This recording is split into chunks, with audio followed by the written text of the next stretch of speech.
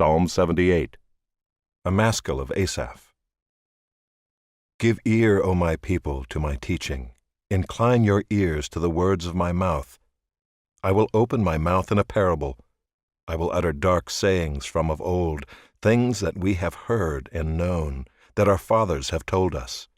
We will not hide them from their children, but tell to the coming generation the glorious deeds of the Lord and his might, and the wonders that he has done. He established a testimony in Jacob, and appointed a law in Israel, which he commanded our fathers to teach to their children, that the next generation might know them, the children yet unborn, and arise and tell them to their children, so that they should set their hope in God, and not forget the works of God, but keep his commandments, and that they should not be like their fathers, a stubborn and rebellious generation, a generation whose heart was not steadfast, whose spirit was not faithful to God. The Ephraimites, armed with the bow, turned back on the day of battle. They did not keep God's covenant, but refused to walk according to his law. They forgot his works and the wonders that he had shown them. In the sight of their fathers he performed wonders in the land of Egypt, in the fields of Zoan. He divided the sea and let them pass through it, and made the waters stand like a heap. In the daytime he led them with a cloud, and all the night with a fiery light. He split rocks in the wilderness, and gave them drink abundantly as from the deep. He made streams come out of the rock, and caused waters to flow down like rivers. Yet they sinned still more against him, rebelling against the Most High in the desert. They tested God in their heart by demanding the food they craved. They spoke against God, saying, "Can God spread a table in the wilderness? He struck the rock so that water gushed out and streams overflowed. Can he also give bread or provide meat for his people?"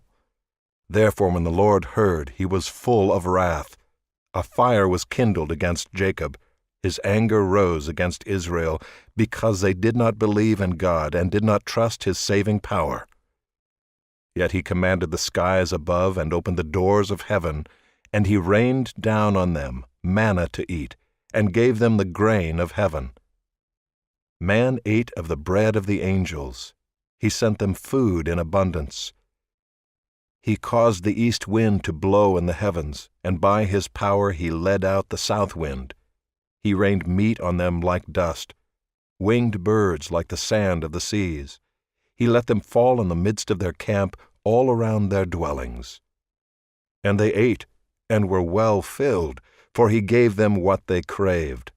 But before they had satisfied their craving, while the food was still in their mouths, the anger of God rose against them, and he killed the strongest of them and laid low the young men of Israel. In spite of all this, they still sinned. Despite his wonders, they did not believe.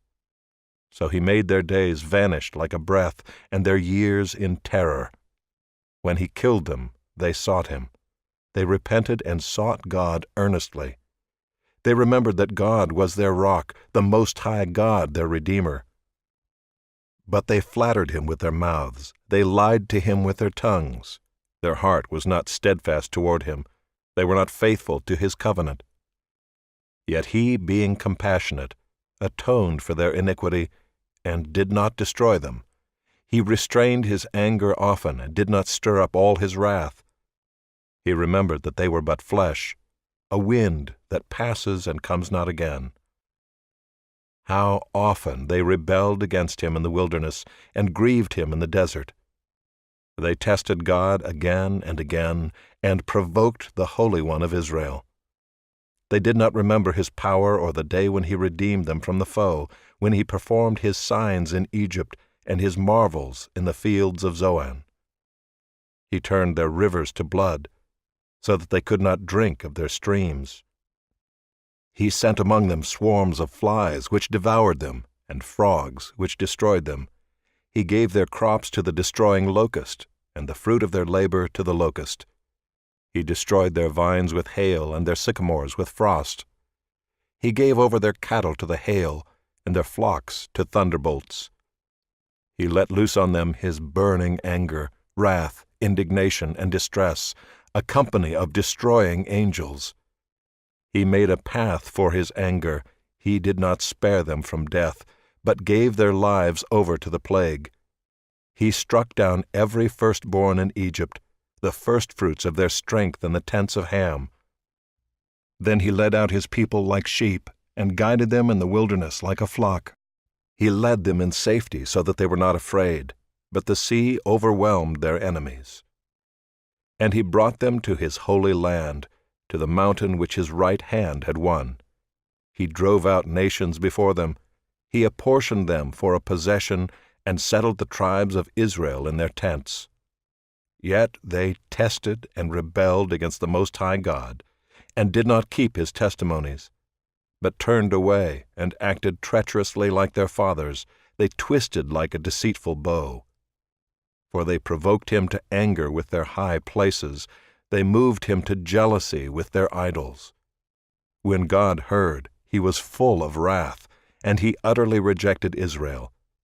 He forsook his dwelling at Shiloh, the tent where he dwelt among mankind, and delivered his power to captivity, his glory to the hand of the foe.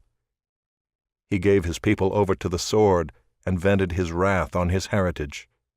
Fire devoured their young men, and their young women had no marriage song. Their priests fell by the sword, and their widows made no lamentation. Then the Lord awoke as from sleep, like a strong man shouting because of wine. And he put his adversaries to rout. He put them to everlasting shame. He rejected the tent of Joseph. He did not choose the tribe of Ephraim, but he chose the tribe of Judah, Mount Zion, which he loves.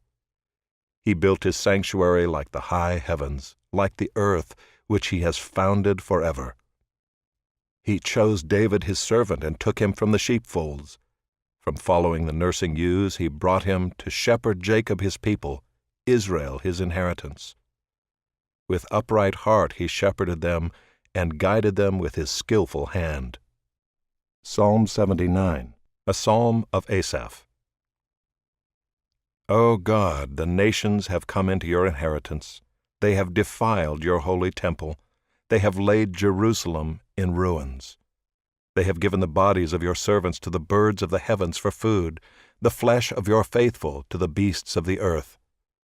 They have poured out their blood like water all around Jerusalem, and there was no one to bury them. We have become a taunt to our neighbors, mocked and derided by those around us. How long, O Lord? Will you be angry forever? Will your jealousy burn like fire? Pour out your anger on the nations that do not know you, and on the kingdoms that do not call upon your name. For they have devoured Jacob and laid waste his habitation. Do not remember against us our former iniquities. Let your compassion come speedily to meet us, for we are brought very low. Help us, O God of our salvation, for the glory of your name. Deliver us and atone for our sins, for your name's sake. Why should the nations say, "Where is their God?" Let the avenging of the outpoured blood of your servants be known among the nations before our eyes. Let the groans of the prisoners come before you. According to your great power, preserve those doomed to die. Return sevenfold into the lap of our neighbors the taunts with which they have taunted you, O Lord. But we, your people, the sheep of your pasture, will give thanks to you forever. From generation to generation, we will recount your praise.